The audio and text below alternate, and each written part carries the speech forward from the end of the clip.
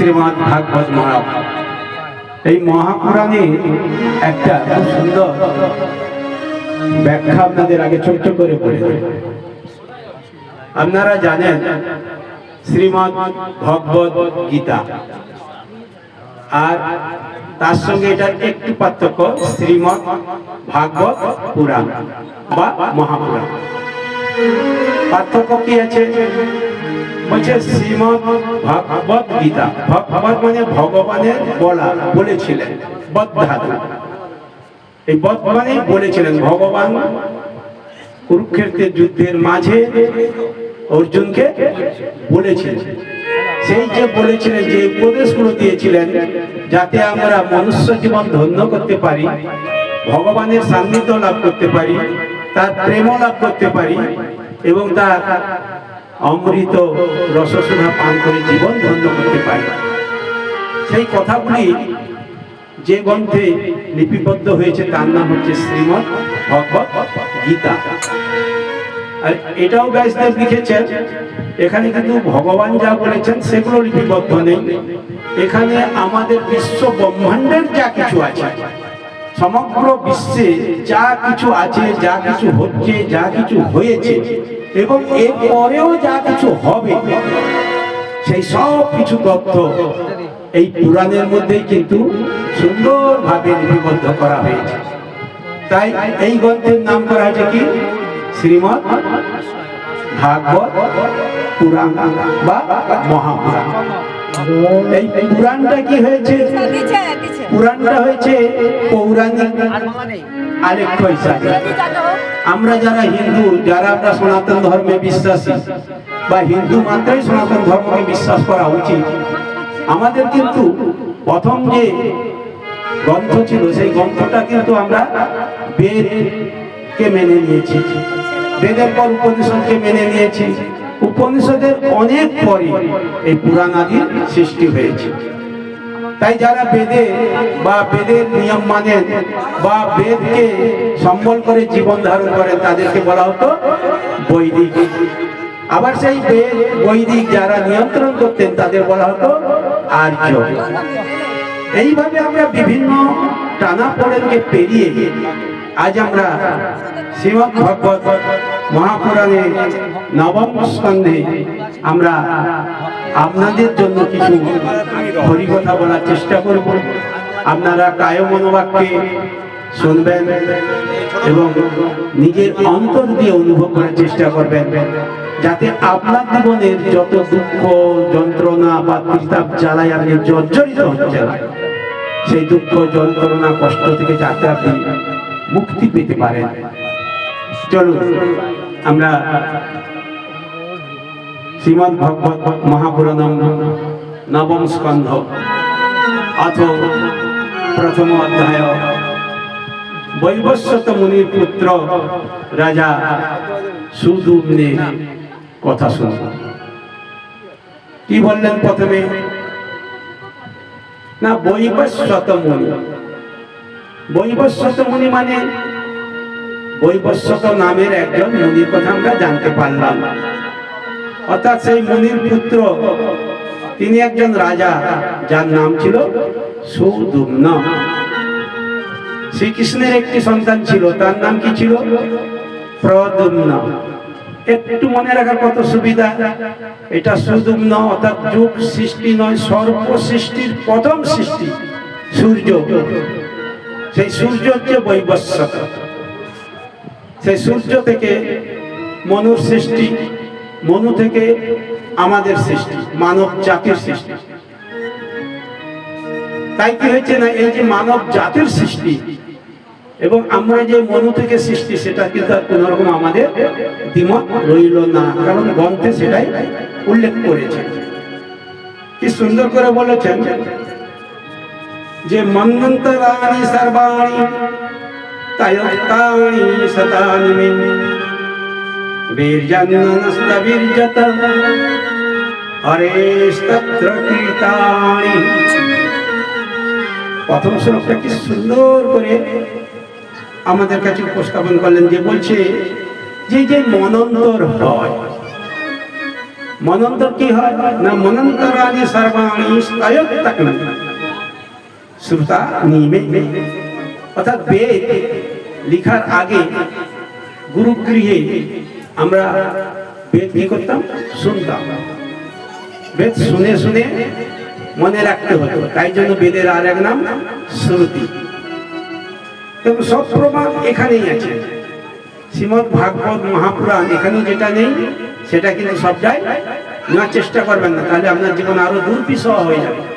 কারণ এখানে যা কিছু আছে যদি আপনি তার এতটুকু নিতে পারেন, এতটুকু, তাহলে আপনার জীবনের অনেকটা দুঃখ সরে যাবে। তাই বলেছে কি সুন্দর করে যে বেদের শ্রুতি শুনে শুনে শিখতাম, আর সেখান থেকে আমাদের সূর্য থেকে মনন্তর একটা একটা মনন্তর চলে যায়।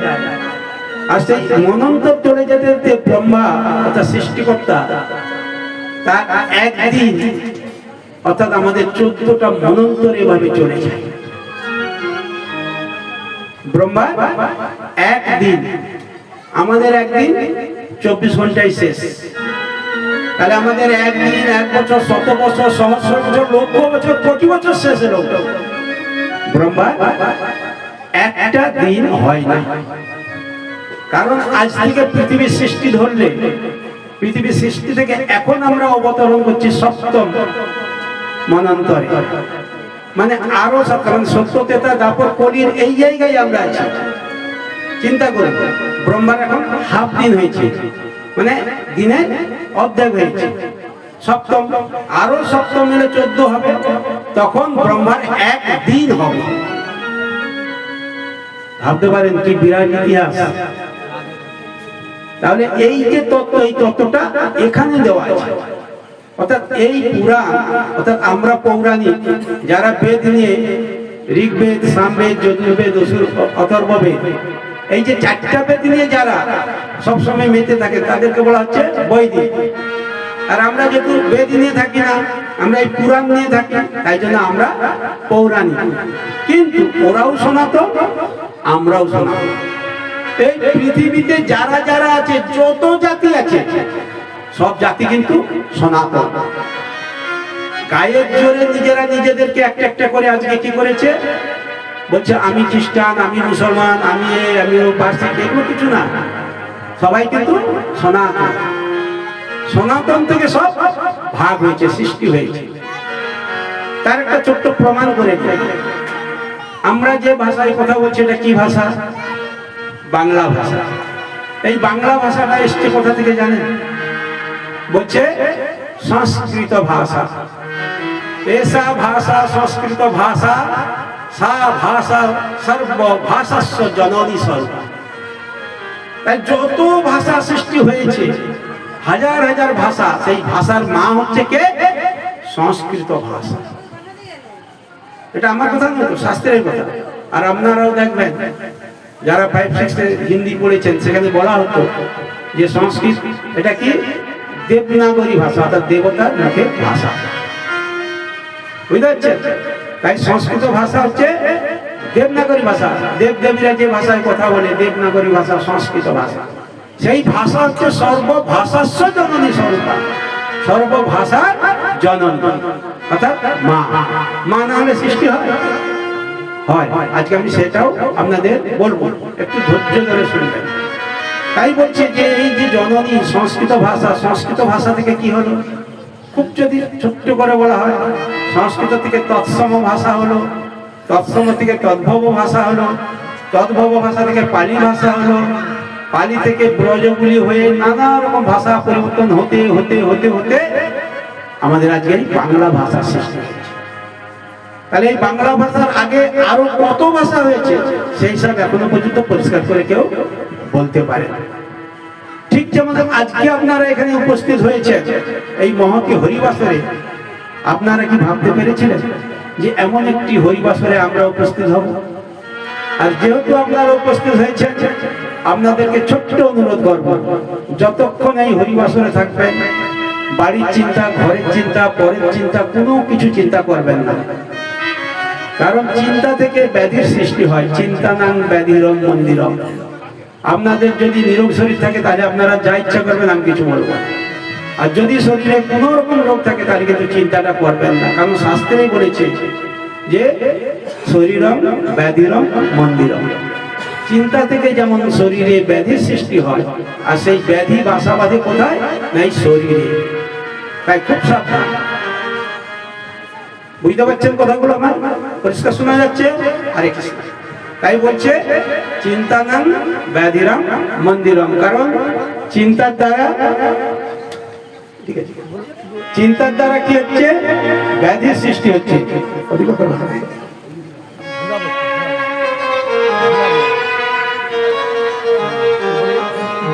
তাই কি বলছে? চিন্তার দ্বারা ব্যাধি আসে, যার চিন্তা নেই তার ব্যাধি নাই। কমন চাইছেন? করোনার নাম শুনেছেন? করোনাতে অনেক মানুষ এপার থেকে ওপারে চলে গেছে। কটা পাগল মরেছে বলুন তো? কটা সাধু মরেছে? কটা সাধু যে হাসপাতালে গিয়ে বিছানায় শুয়ে আছে, তার করোনা হয়েছে, শুনেছেন? একজনের নাম শুনেছেন? নেই। রাস্তায় যে পাগলগুলো ঘুরতো, দেখুন সেই পাগলগুলো রাস্তায় ঠিক ঘুরছে, তাদের করোনাও ছুঁতে পারে না, কারণ ভগবানের মুখের কথা তো, আমার কথা নয় তো। তাই বলছে কি যে শরীরম ব্যাধিরম মন্দিরম, শরীরে যেমন ব্যাধির বাসা বাঁধে, ঠিক একইভাবে শরীরে ব্যাধিটা আসে চিন্তা থেকে। আপনি যদি রোজ একটা চিন্তা করেন যে আমি কবে ভগবানের শ্রীচরণে একটু চোখের জল ফেলব, দেখবেন ভগবান আপনাকে একদিন ঠিক সেই সুযোগ করে দেবে যে আপনি ভগবানের চরণে দুটোটা নয়নের অশ্রু আপনি ঠিক দান করতে পারবেন। কিন্তু আপনি যদি না চান, প্রভু সে রাস্তা কখনো আপনাকে করে দেবে না। আপনি কাঁদবেন, কাঁদতে কাঁদতে কাঁদতে কাঁদতে একদিন দেখবেন আপনার সব চলে গেছে, আপনিও চলে গেছেন, কিন্তু প্রভু চরণ আপনি পেতে পারলেন না, কারণ আপনি প্রভুর চরণে এই আশীর্বাদটুকু দেওয়ার জন্য কোনো কামনা বাসনা করেন। তাই আমাদের এই নবম স্কন্ধে যেখানে বলছে বৈবস্বত মুনির পুত্র রাজা সুদুম্নের কথা, সেই সুদুম্নের কথা বলতে গেলে আপনাদেরকে একটু ছোট্ট করে বলে দিই যে সূর্যদেব, আকাশের যে সূর্য, ওটা হচ্ছে সূর্যদেব। আবার ওই সূর্যের ভিতরে একটা সূর্য আছে। যেমন ধরুন আমরা মানুষ, আমাদেরকে চালনা করছে কে? আমাদের মন, তাই না? আমাদের একাদশ ইন্দ্রিয় আছে, সেই একাদশ ইন্দ্রিয়কে চালনা করছে মন। মন হচ্ছে একাদশ ইন্দ্রিয়, আর সবাই বলে 10টি ইন্দ্রিয়। তাহলে 10টি ইন্দ্রিয়ের মধ্যে 5টি কর্মেন্দ্রিয়,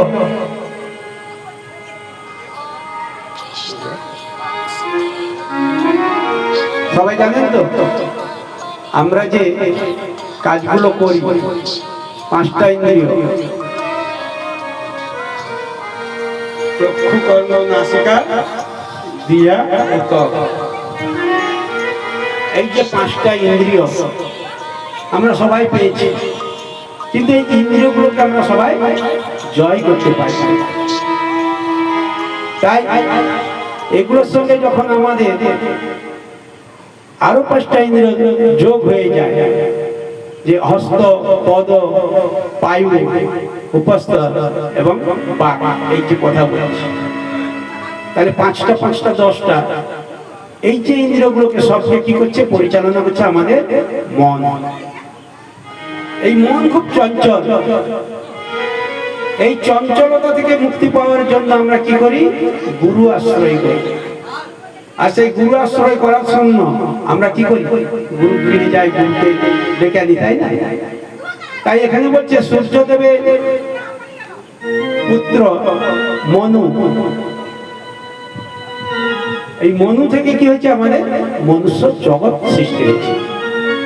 মনু মানে মানব, মনুকে বলা হয় মানব জাতির সৃষ্টির প্রথম পুরুষ, অর্থাৎ আমরা যে মানুষ সৃষ্টি হয়েছি। এই মানুষের আগে আমাদের নাম ছিল কি?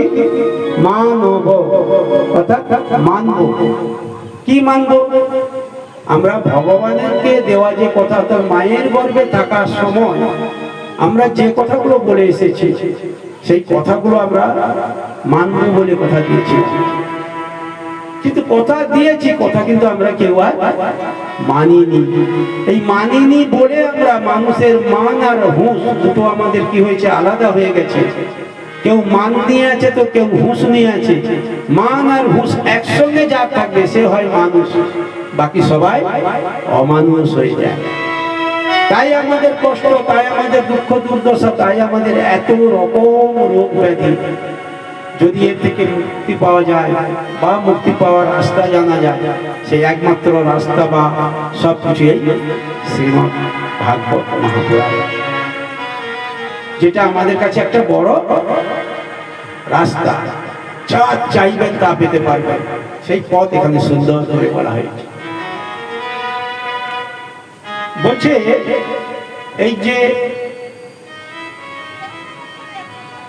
মনু অর্থাৎ বিবস্বানের পুত্র মনু, সেই মনু মানব সৃষ্টি করলো কিভাবে না, বলছে মনু আর শ্রদ্ধা তার স্ত্রী বহুদিন তারা বিবাহিত হওয়ার পরে তাদের সন্তান হয়নি।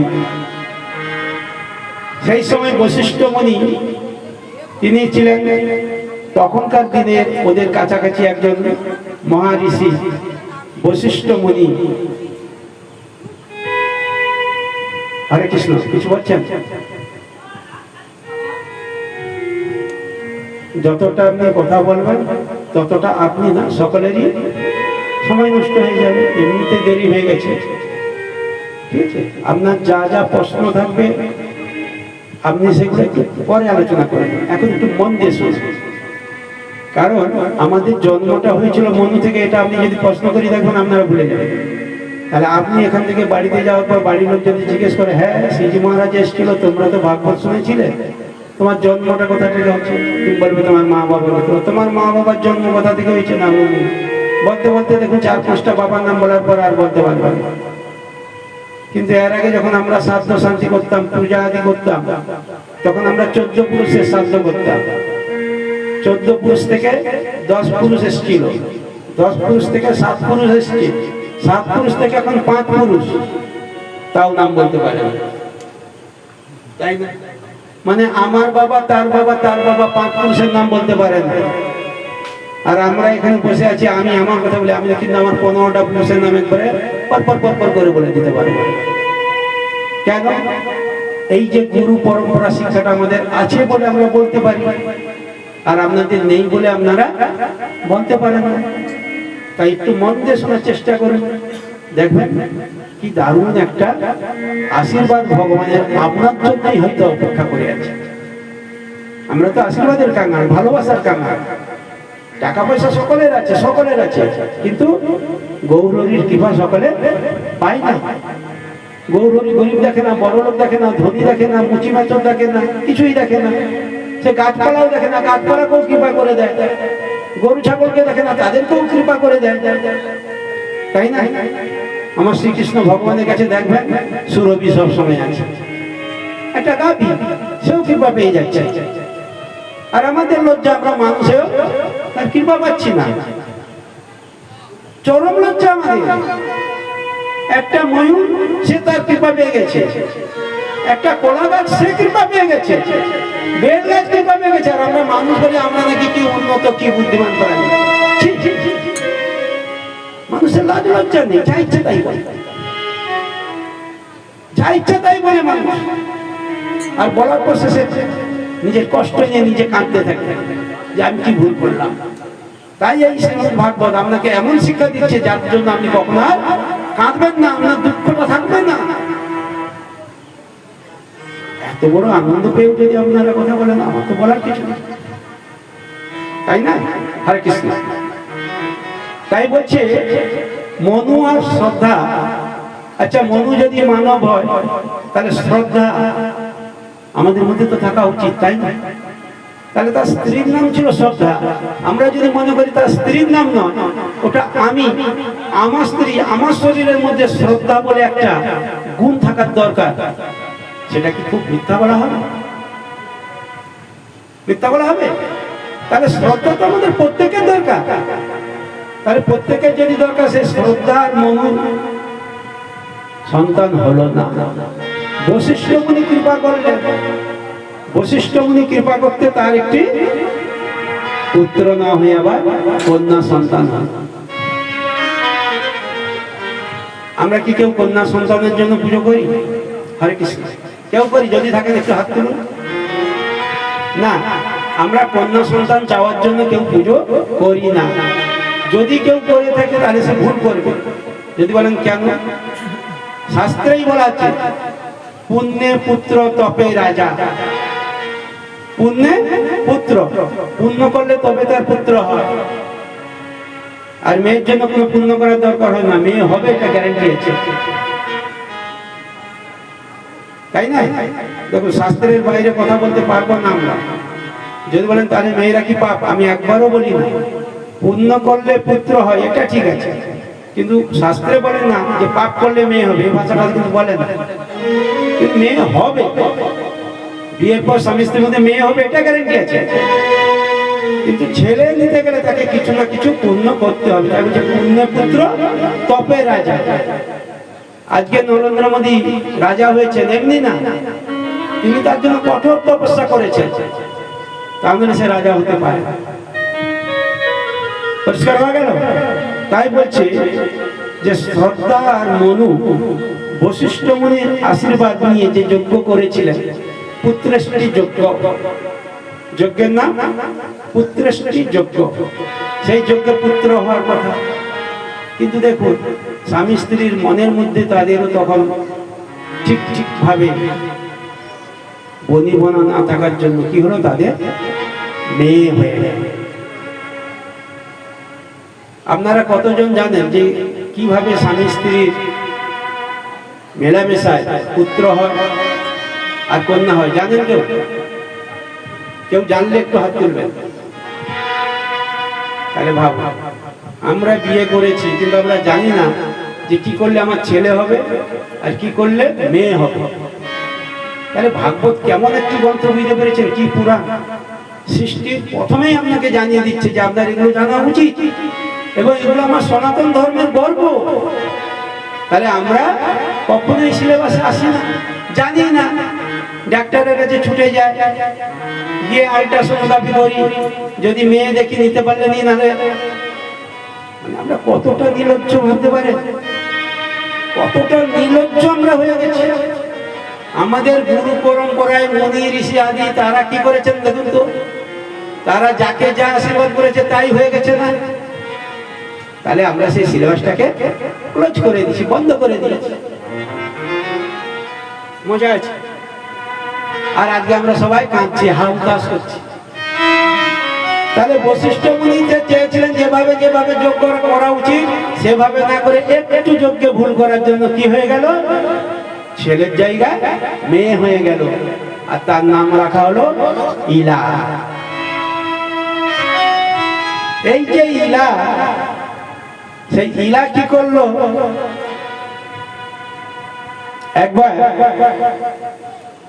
আমাদের শিব দুর্গার যে কৈলাস নাম সবাই আমরা জানি, সেখানে কুমারবন বলে একটা জায়গা আছে, নাম শুনেছেন কেউ? কুমারবন। কুমারবনে শিব দুর্গার একটা অভিশপ্ত জায়গা, সেই কুমারবন। সেখানে যদি কোনো মেয়ে যায় সে পুরুষ হয়ে যায়, আবার যদি কোনো পুরুষ যায় সে মেয়ে হয়ে যায়। বড় মজার জিনিস। তাহলে আমাদের এই ভাগবত গ্রন্থ কত বছর আগে বলেছিলেন যে নারী থেকে পুরুষ হয়, পুরুষ থেকে নারী হয়। আর এখন আপনারা পেপারে পেপারে দেখবেন কত মানুষ নিজেকে নিজের শরীরের মধ্যে কি হচ্ছে, একবার মেয়ে হচ্ছে আবার একবার পুরুষ হচ্ছে, হচ্ছে না? জানেন তো? তাও জানেন না? হরে কৃষ্ণ। এখনো পর্যন্ত রেকর্ড আছে একজন 7 বার হয়েছে, 7 বার, 7ম বার এবং 8ম বারের জন্য আবার একবার চেষ্টা নিচ্ছে। একবার মেয়ে থেকে ছেলে হওয়ার জন্য সময় লাগে মাত্র 3 থেকে 4 বছর। এই কুমারবনে সুদুম্নের প্রবেশ ও শিব দুর্গার অভিশাপের জায়গা বলে, ফলে আবার কি হলো না, সেই ইলা থেকে সুদুম্ন হয়ে গেল। ভাবুন কি সুন্দর একটা তত্ত্ব। বলছে এইভাবে যখন ইলা ছিল, তার মেয়ে ছিল, তখন সুদুম্ন নয়, তখন তার নাম হয়ে যায় ইলা। আবার যখন পুরুষ হয় তখন তার নাম হয়ে যায় সুদুম্ন। এটা এই কারণে আপনাদের বলছি যে আপনারা জানতে পারলেন যে সুদুম্ন এবং ইলা একজনই ব্যক্তি। পরিষ্কার? এবার বলছে যে এই যে সুদুম্ন যখন ইলা হয়েছিল, তার বিয়ে হয়েছিল কার সঙ্গে? বুধের সঙ্গে। বুধের সাথে বিয়ে হওয়ার পর তাদের যে সন্তান হয়েছিল তার নাম হচ্ছে পুরুরবা।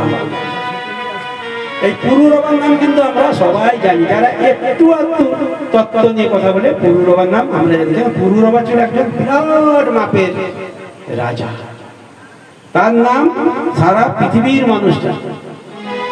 পুরুরবার নাম সবার প্রথম সবাই জানে, কারণ এইটাই যে আজকে আপনারা নিশ্চয়ই চাঁদ উঠে গেছে, তাই না? চাঁদ উঠেছে না?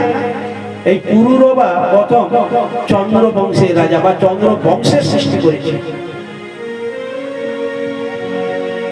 বুঝতে পারছি? বলছে যে এই পুরুরবা যিনি চন্দ্র বংশের প্রতিষ্ঠাতা করেছেন,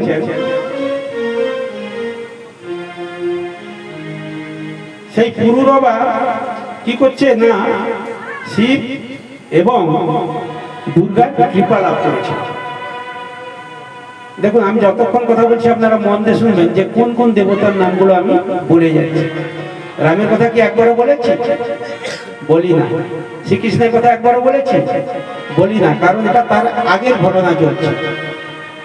আমরা এখন সত্য যুগের ঘটনাগুলো আমরা আলোচনায় আছি। এটা বুঝতে পারছেন তো? হ্যাঁ, মন দিয়ে শুনবেন, তা নাহলে কি হবে, ভুলভাল হয়ে যাবে। তাই কি সুন্দর করে বলছেন যে চন্দ্র সূর্য সৃষ্টি হলো, পুরুরবা রাজা হলো, এবং এই পুরুরবা তার একটা বড় গুণ ছিল। গুণটা কি জানেন? শিব এবং দুর্গার আশীর্বাদ লাভ করার পর সে 1 মাস পুরুষ থাকবে, আবার 1 মাস নারী থাকবে। এটা কিন্তু 1 মাস নয়, এটা ছিল 1 বছর। কিছু কিছু গ্রন্থে 1 মাস করা আছে, আবার কিছু কিছু গ্রন্থে 1 বছর করা আছে। এইবার যদি 1 মাস ধরি, তাহলে সেটা কি প্রমাণ করছে না চন্দ্র আমাদের কি হয়, মাসে একবার করে পূর্ণিমা হয়, একবার করে অমাবস্যা হয়। তাহলে চন্দ্রের সৃষ্টি থেকে যদি তার জীবন আমরা নির্ভর করি, তাহলে কিন্তু এই তত্ত্বটাও ঠিক। আবার যদি এটাকে 1 বছর করি, বছর শেষে আমাদের সূর্য মেষ রাশিতে থাকে, আবার মেষ রাশিতে যখন সূর্য আসে তখন তার 1 বছর হয়ে যায়। তাহলে ওদিক দিয়ে বিচার করলে ওটাও ঠিক। তাহলে যেহেতু আমরা চন্দ্রের জন্য আমরা 1 মাসটাকে ঠিক বলে মানব। পরিষ্কার না? মাসে একবার অমাবস্যা, একবার পূর্ণিমা। এটা কি নিয়ে হয়? সূর্য নিয়ে হয় না চন্দ্র নিয়ে হয়? চন্দ্র নিয়ে হয়। আর যেহেতু সে চন্দ্র বংশ সৃষ্টি করলো, তাহলে এই 1 মাসটাকে আমরা মেনে নেব। পরিষ্কার? উত্তর দিতে পারবেন তো? কেউ যদি কিছু বলে ভুলবেন না, ভয় পাবেন না। সে যত বলে যাই হোক, একবারে পরিষ্কার করে বলে দেবে যে পুরুরবা চন্দ্র বংশ। বছরে আসে না, অনেক গাছ বনে হয়, সেই গাছের ফুল কিন্তু আমরা পুজোতে দিই না। আবার সেই গাছের ফুল দেখা যায় অন্য জায়গায় পুজোতে দেয়, তাদের কাছে আমাদের যে ফুলগুলো আমরা পুজোতে দিই, সেই ফুলগুলো তাদের কাছে ফোটে না। মজাটা দেখেছেন কোথায়? অর্থাৎ আমাদের কাছে যেটা পাওয়া যায় আমরা সেটা দিয়েই ঠাকুরের সেবা দিই, আবার অন্য জায়গায় গেলে তারা যেটা পায় সেটা দিয়ে তারা ঠাকুরের সেবা দেয়। ঠিক একইভাবে এই চন্দ্রবংশ প্রতিষ্ঠাটা করার পর পুরুরবা, তাহলে পুরুরবার যে বৃত্তান্ত সেটা আমরা শিব এবং দুর্গার আশীর্বাদ থেকে ফিরে পেলাম। তাই বলছে পুরুরবা রাজা হলে তাহলে পদ্মকে রাজ্যভার ছেড়ে দিয়ে তিনি কি করলেন? মোক্ষ লাভ করার জন্য চলে গেলেন। কেন? তখন একটা নিয়ম ছিল যে ব্রহ্মচর্য, গার্হস্থ, বানপ্রস্থ, সন্ন্যাস, এই 4 আশ্রমের মধ্যে দিয়ে আমাদের মানবের জীবন অতিবাহিত। কলিতে তো সন্ন্যাস নিষেধ করা হয়েছে, কারণ কলিতে সন্ন্যাস না যাবে না। ভগবানকে সেবা দেন তো, খেতে দেন তো? সত্যি বলছেন? তাহলে বলুন, আমি একটু শুনি। আমি কান বন্ধ করে আছি, ভয় নেই। ভগবানকে কি খায় ভগবান? নকুলদানা ফল, হ্যাঁ, আর শাস্ত্রে কি বলেছে?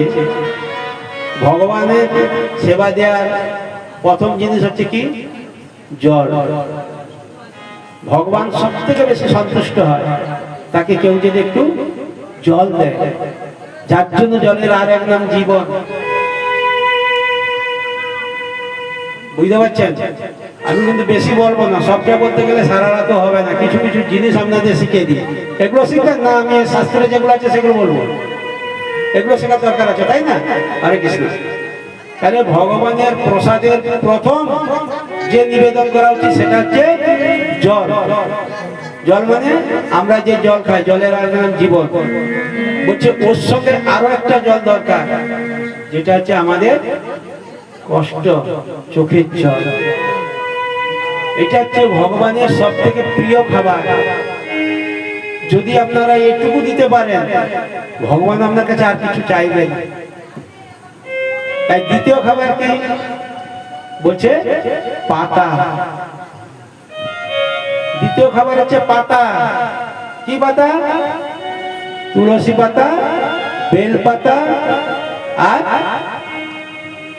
আর কি পাতা? আর কিছু পাতা দেন না? দুর্বা দেন না? ধান দেন না? আপনারা যদি ভুলে যান আমি কি করে বলবো? তুলসী পাতা আর বেল পাতা, ধান দুর্বা, জান তো? আর একটা পাতা আছে পুকুরে, দেখুন কি সুন্দর লাল সাদা ফুলগুলো হয়, জানেন তো? হ্যাঁ, এই পদ্ম পাতা দেব দেবীর কাজে সব থেকে শুভ, সব থেকে শুভ। যদি কেউ পদ্মের স্বপ্ন দেখে, কি বলে? তার মনস্কামনা পূর্ণ হয়। পদ্ম ফুল ফুটছে, যদি কেউ স্বপ্ন দেখে তার জীবনটা ধন্য হয়ে যায়। আর এই পদ্ম ফুলের থেকে আরেকটা ফুল আছে, কি নামটা? পদ্ম ফুল কখনো বাসি হয় না, তাই না? পদ্ম ফুল শুকনো হলো ঠাকুরকে নিবেদন করা যায়, কেন? তার কোনো বাসি হয় না। আরো একটা ফুল আছে, যে ফুল পেলে ভগবান সন্তুষ্ট হয়ে যায়। কি নাম জানেন না? পারিজাত ফুল, যাকে তোমরা বলো বৈজয়ন্তী মালা, হিন্দিতে সংস্কৃতে বলে, আর আমরা বাংলায় বলি পারিজাত ফুল। সে পারিজাত ফুল এমন একটি ফুল, যে ফুল শুকনা হলেও শুকনা বোঝা যায় না। সে গাছেও যেমন সারা বছর সারা জীবন একই। পদ্ম ফুল তো শুকনা হয়ে যায়, বুঝতে পারা যায়। পারিজাত ফুলে সেটাও বুঝতে পারবেন না। এখন বাজারে দেখবেন কিছু প্লাস্টিক ফুল আসছে না, প্লাস্টিক ফুল তাকে বলে, কিন্তু সেটা গাছে হয়, তার শুকনা হলেও সে একই রকম থাকে। তাহলে ঠাকুরের নিবেদনে নৈবেদ্যে আমরা কি কি দিলাম? জল দিলাম, পাতা দিলাম, আর কি দিলাম? কি? ধান দুর্বা দিলাম, আর ফুল দিলাম, আর ফল দিবেন না? ফল। তাহলে ফুল, পাতা, ফল, জল, এই হচ্ছে ঠাকুরের প্রিয় খাবার। আরেকটা খাবার রয়ে গেছে, পঞ্চতত্ত্ব না হলে তো পুণ্য হয় না। পঞ্চতত্ত্ব না হলে আমাদের শরীর হয় না। তাই পঞ্চতত্ত্ব ছাড়া কিছু হবে না। তাহলে চারে সমাপ্ত হবে না। আপনি 4 বার প্রদক্ষিণ করে নিলেন, শাস্ত্রে তো বলে না, তাই না? বলেছে, বলুন। তাহলে কেন 3 বার? যখন ধরুন একটু পিছিয়ে যান, যখন গণেশ আর কার্তিক কে বড় সেটা যখন বিচার হয়েছিল, তখন দুর্গা কি বলেছিল না, যে সারা বিশ্ব ব্রহ্মাণ্ড ঘুরে আমার কাছে আগে আসতে পারবে সে হবে বড়।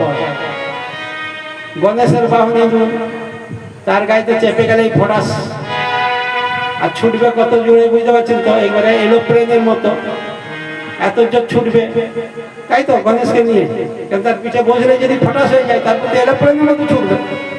এই জন্য গণেশ চিন্তায় পড়ে গেছে, আমি কি করে বিশ্ব ব্রহ্মাণ্ড ভ্রমণ করবো। আর কার্তিক কি করছে, ময়ূর গেলে একবারে চলে গেল, গিয়ে ঘুরে ঘুরে ঘুরে ঘুরে ঘুরে ঘুরে এসে দেখে গণেশ কি করছে, মায়ের কাছে বসে আছে। বলে দাদা এখনো বসে আছে, যাওনি তুমি? বলে না, আমি তো ঘুরে চলে এসেছি। তুই তো একবার ঘুরে এলি, আমি 3 বার ঘুরে চলে এসেছি। যেই গণেশ এই ভাগবত লিখেছেন, কেন তার বুদ্ধি এত প্রখর? 3 বার। বলে হ্যাঁ, মাকে জিজ্ঞেস কর। সে কি করেছে, মাকে 3 বার প্রদক্ষিণ করেছে। মাকে 3 বার মাত্র প্রদক্ষিণ করে মায়ের কাছে বসে আছে, মায়ের শ্রীচরণ বন্দনা করছে। আচ্ছা এবার আপনারা চিন্তা করুন, কেন তাকে বড়া বড়া হলো? এটা কি ঠিক হয়েছে? বিচার ঠিক আছে? দ্বিমত হয়ে যাচ্ছেন, তাই না? এটাই হচ্ছে বিচার।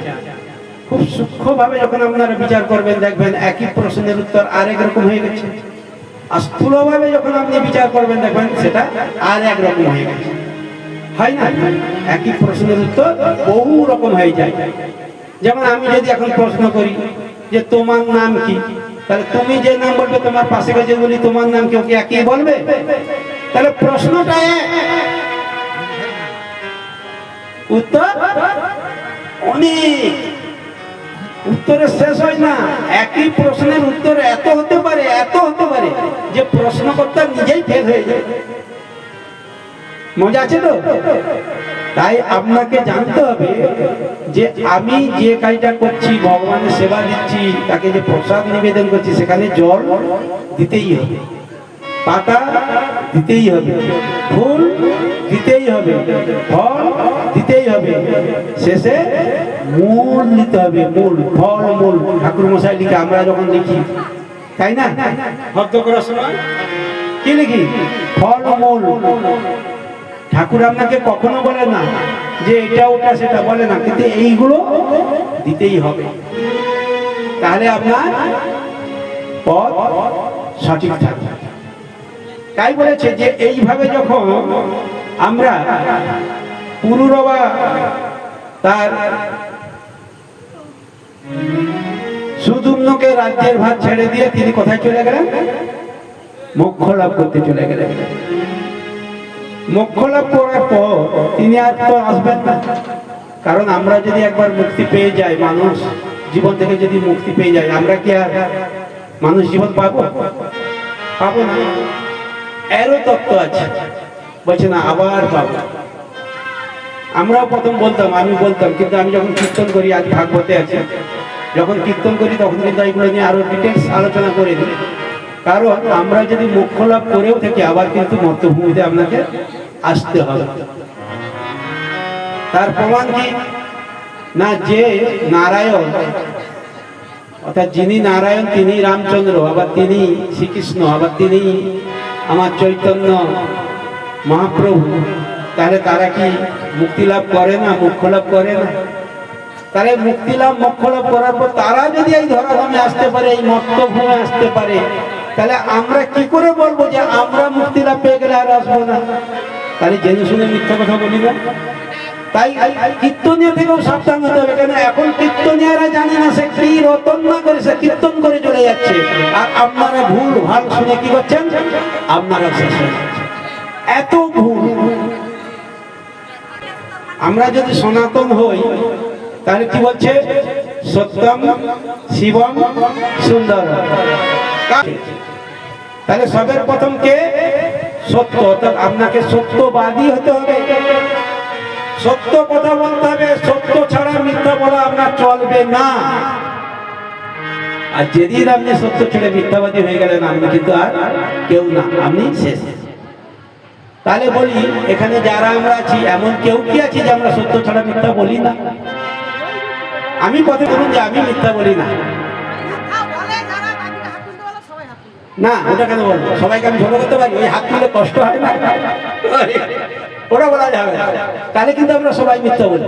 দেখুন কি চালাকি, দেখুন এই কীর্তনিয়া বলুন, ভগবান বলুন, বড় বড় ব্রাহ্মণ বলুন, মুনি ঋষি বলুন, কত চালাক জানেন? তারা আবার কি বলছে? না, বিপদের সময় মিথ্যা কথা বললে দোষ হয়। কেউ মরতে যাচ্ছে তাকে বাঁচাতে হবে, তখন মিথ্যা কথা বললে দোষ হয় না। এই করে তো সব চোরগুলাকে বাঁচিয়ে দিচ্ছে, কেন সে মরতে যাচ্ছে না, মরে যাবে, তার চোরকেও বাঁচিয়ে দিচ্ছে। তাহলে ভাবুন তো, আমরা ঘোলা জলে শ্বাস নিতে নিতে আজকে আমরা কোথায় চলে এসেছি। তাহলে কেন আমাদের কষ্ট বুঝতে পেরেছেন? মানে আমাদেরকে একবার বলছে ভালো ভালো ভালো ভালো হক, আবার বলছে যারা খারাপ তাদেরকেও কোলে করে নাচো, বলেছেন বৈষ্ণব কারা? সেখানে মন্ত্রতে পরিষ্কার বলেছে, তরুরে বসস্ন কৃনাদপি সমীচীনম অমানেন মাননেব কীর্তনিয়া সদা। দেখুন কিভাবে মন্ত্রগুলো তৈরি করেছে, সিস্টেমগুলো তৈরি করেছে, মানে আপনারা যাতে পাগল হয়ে যান। প্রথমে বলছে ত্রিনাদপি সমীচীনম, মানে তাকে ঘাসের মতো মারিয়ে গেলে কিছু বলবে না। আমি বাবা আগেই বলে দিই, আমি এসব পারবো না। আমার কেউ মারিয়ে যাবে কেউ, আর আমি তাকে বলবো না দাদা কষ্ট হচ্ছে, হয় আছে নাকি কেউ? নেই, পৃথিবীতে এই ইতিহাস নেই। তাহলে একটা কত বড় মিথ্যা কথা লেখা হয়েছে। তারপরে বলছে তরুর এ বছর শুনো না, এটা কিছুটা আছে, কারণ যখন তারপরে বলছে অমানিন মাননে বা, অর্থাৎ যাদেরকে কেউ মানে না, হাঁড়ি মুচি মেথর চন্ডাল আদি, তাদেরকে বুকে ধরিয়ে আপনাকে আপন করে নিতে হবে। এরকম আজ পর্যন্ত কাউকে দেখা যায় না, না কেউ জানেন? যদি একজনের নাম বলেন তাহলে আমি কীর্তন করতে করতে সবাইকে বলতে পারবো। আচ্ছা কেউ একজন, যদি একজনের নাম বলতে পারে, আমি প্রতিটা আসলে বলি, কেউ বলতে পারবে। আবার বলছে কীর্তনিয়া সদাহরি, সদাহরি নাম, এটারও প্রমাণ আজ পর্যন্ত নেই, নারদও নেই। নারদ হরিনাম থেকে অনেকবার ডিসকোয়ালিফাই হয়েছে। আরে ভাবুন তো, আমরা কি কীর্তন করবো? ভাববার আছে না, অনেক কিছু ভাবা। তাই আমি এইসব তর্কগুলো কি করি, চাপা দিই, সব কীর্তন যা করে চাপা দিই। কিন্তু চাপা দিলে তো হবে না। আপনার একটা ব্রণ উঠছে, আপনি যদি তাকে চাপা দিয়ে রাখেন, ব্রণটা কি হবে? আরো তাড়াতাড়ি পেকে বড় হয়ে আপনাকে আরো বেশি কষ্ট হবে। তাই মিথ্যাকেও যেমন চেপে রাখা যায় না, সত্যকেও চাপা রাখা যায় না।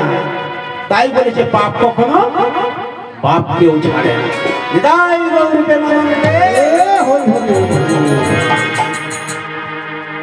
তাই কি সুন্দর করে আমরা পুরুরবা মুখ্য লাভ আমরা জানতে পারলাম তো।